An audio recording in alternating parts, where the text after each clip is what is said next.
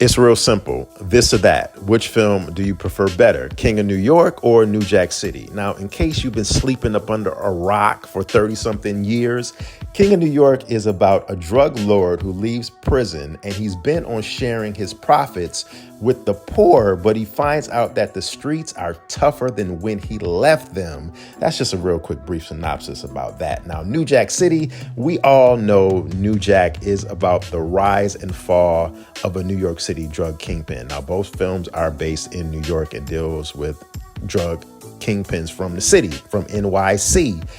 The cast of both of these movies are crazy. I mean, some of the best actors that were around at that time.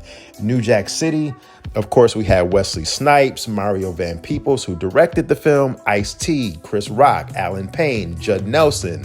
I mean, the list goes on and on and on. You are currently watching the E for One podcast. Now it's time. Oh, make sure before I get into the meat and potatoes of this video, like this vid, and also it's very important. If you like this content, I hope you do. Subscribe to the channel. It's extremely hard to say which one is my favorite film. Which one stands out more and people think of as being an instant classic? It's no doubt about that, New Jack City. But my personal favorite is King of New York for a lot of different reasons. One of the main reasons is that sticks out to me is the visuals and the cinematography in King of New York. It's a high class drug film, but it also shows you the underworld of the whole New York City, mainly Manhattan drug scene.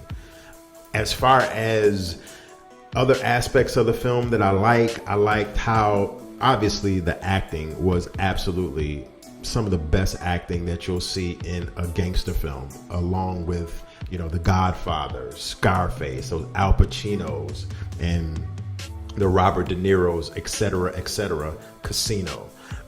Some of those movies stand out to me, but Christopher Walken did an amazing job. How can I forget about Larry Fishburne, who really, this was like Larry Fishburne's breakout role right here, actually, if you think about it. A lot of people will say, you know, of course he was in School Days, King of New York. A lot of people will say Boys in the Hood was it, but to me, this was it. King of New York was it. I like how Larry Fishburne was playing, you know, the street dude, the drug dealer, that typical B-boy looking New York City street drug dealer in the 90s from 1990. We remember New Jack City for just setting the trend as far as what was popping, what was hot, both musically and fashion wise at the same time. But Lawrence Fishburne had that New York City typical gangster look in 1990. The big gold dookie robe, the leather hat to the back, and so did his whole crew. His whole drug dealing crew had that thug 1990 look, East Coast New York look, and I loved it. But plus the storyline and the plot was really good in King of New York as well. A lot of good images, a lot of good scenes, a lot of good shootout scenes. The soundtrack to King of New York really didn't stick out too much to me, although we did hear Schoolie D. It was Saturday night and I'm feeling kind of. Christopher Walken was doing his dance a couple times in the movies. King of New York came out in 1990 and New Jack literally came out a year later in 91. King of New York set that trend. New Jack City just hit it with the inner city and the black community. New Jack City dealt with crack, and the soundtrack to New Jack City is what really did it. The soundtrack, the Color Me Bad, I Want to Sex You Up.